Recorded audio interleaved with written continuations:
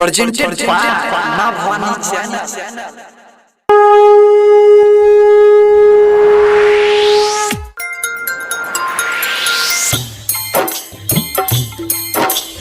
अभी आप सुन रहे हैं मां शारदा म्यूजिक की शानदार प्रस्तुति।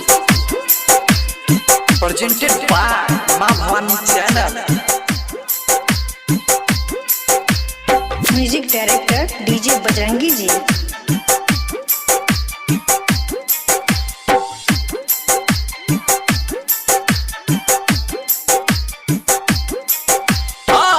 तोहरे दुआरिया एलियो के छठी माई आस लगा के दूर दे सोस तोहरे दुआरिया एलियो के राना माई आस लगा के दूर दे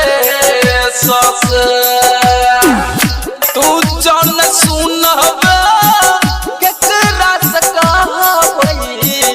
तू नहीं जो सुनबे ककरा से कहबई बहैया नसन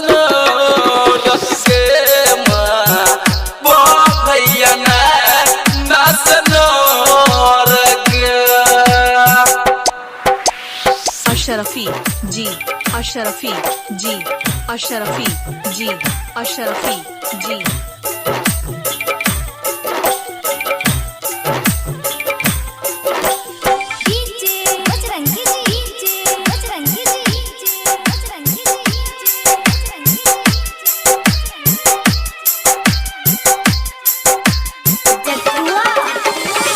भरे दिन खरना के लिए उपास के पाछिन के सच तोरे विश्वास हो गई भरे दिन खरना के लिए उपास के पाछिन के सच तोहर विश्वास के नारियल अकल सा घाटे चढ़ेल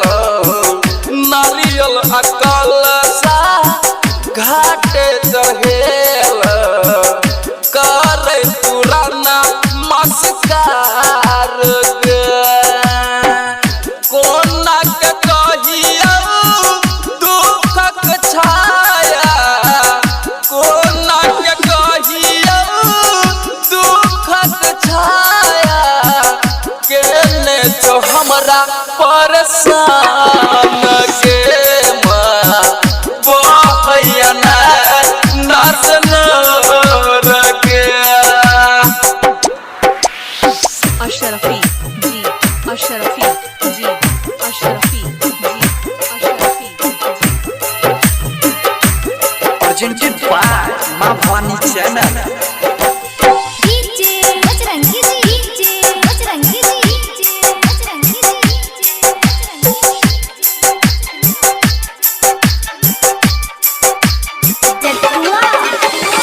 जब से हम एलियो